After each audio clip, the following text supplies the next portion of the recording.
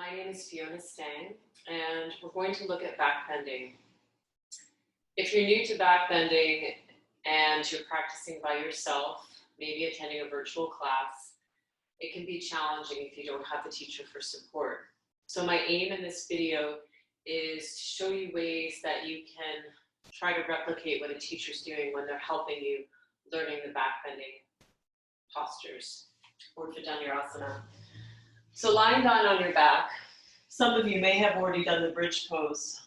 We'll talk a little bit about that. In the bridge pose, the pelvis is neutral.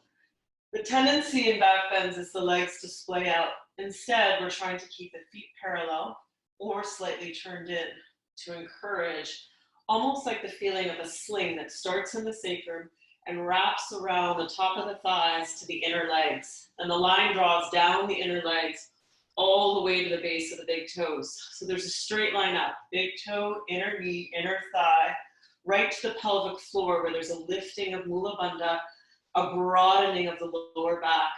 When the feet splay out in a backbend like this, we can create some tension and compression into the lower back. We're trying to avoid that. So the first, for the legs, you're starting that connection. If you're learning bridge pose or if you've already been doing that, it's starting in that posture. Slightly gathering the toes in, creating that wrapping around action, neutral pelvis. And then from there in bridge pose, we're peeling the spine off the floor. Again, the tendency is to let the legs splay out. We're trying to keep the thighs parallel. And if they're splaying out, you may need the cue to gather towards the midline. Another way you could do it is, if you're having problems gathering your legs, is take a book. Actually, it'd probably be a few books about this wide. If you have a yoga block, you could use a yoga block and place that in at your upper thighs. And you're trying to gather the top of the block where the inner thigh meets the front of the block, rather than the back of the block. So when you're using a block, if you were to gather the back of the block, it will fall out. Your legs splay, compression a bit of the lower back. Instead, you're gathering the front of the block. If I were a teacher, I could simply just take my hands, hold them on your thighs, and slightly internally rotate them as you lift. But if you're practicing virtually, this could be the teacher's hands. The feeling is, as you lift, a gathering of the front of the block, a gathering in of the thighs until they're neutral. And you can work on this over and over. And this is a great starting point for the leg component of backbends.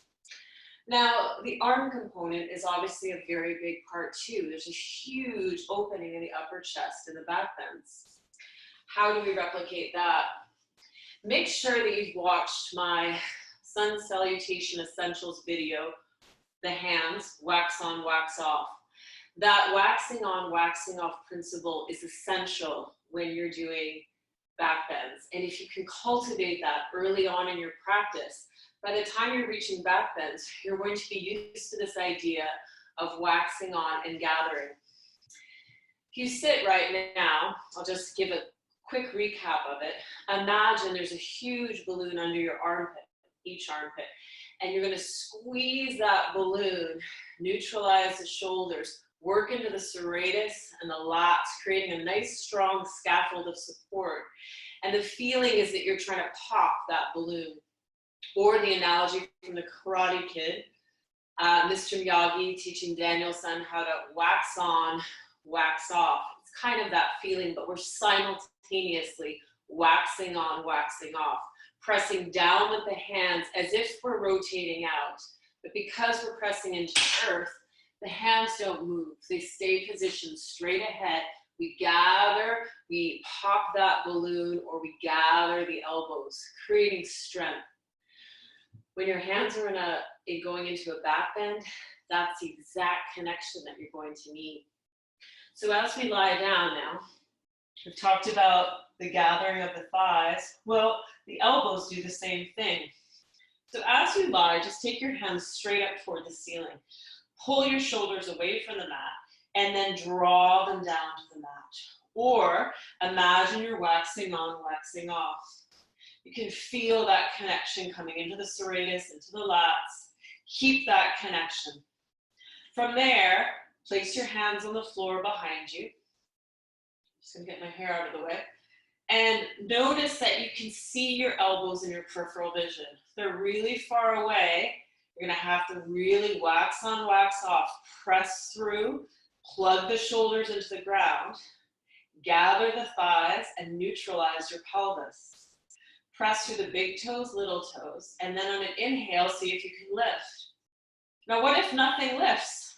Say nothing's coming off the floor, maybe just a little bit. Maybe you can just get up to your head. If nothing comes off the floor in your upper chest, go back and keep working the bridge pose variation. You could even try interlacing your hands underneath. If you can get up to the top of the head, but then you feel like you're stuck, there's some things you can do. As a teacher, normally we could come and scaffold your shoulders and help you. But since you're practicing virtually now, you could take a stack of books. You'll need 2 separate stacks. You could also use the first step on your stairway if you have a stairway inside your house. Basically, you need something higher than the floor, about this high, a few inches. Take your blocks, put them against a wall, or lie down next to your stairs. And as you're next to your stairs, you'll lie down. This would be the step. Get as close as you can to the step. With the blocks, I'll put my ears kind of in line with the blocks. From here, I take my hands out. I gather the thighs. I turn in the toes slightly, creating that feeling of the sling. The pelvis isn't tucked. It's not untucked. It's neutral. Bandha's on, strong through the core. I take my shoulders, I unplug them to remind me what that feels like. Then I draw them in. And I press them down, this time to the step if you're doing stairs, or to a block or a pile of books. I see my elbows in the peripheral vision. I gather, and on an inhalation, as I gather my elbows, I lift. The tendency is the legs to splay out. Instead, I'm gathering them in as I lift. Then I exhale, lower, lower, lower, lower, and come down. Notice I try to keep my elbows from splaying out. The elbows isn't something you can force. Remember that yoga just takes time. Sometimes we think I'm not strong enough to lift, but a lot of times it's just a patterning in the body that we don't know, this action of waxing on, waxing off. A lot of us spend more time in this formation rather than this more neutral formation. So give yourself time. Check out the Sun Salutation Essentials, Wax On, Wax Off, the hands video, and work slowly from the floor. It's probably more effective to use the blocks and lift just a small bit than to completely splay out. The splaying out puts a lot of pressure on the joints. So instead, connect the shoulders in, lift up to your step or your blocks, see the elbows, and on an inhale, slowly lift. Maybe you only get this far.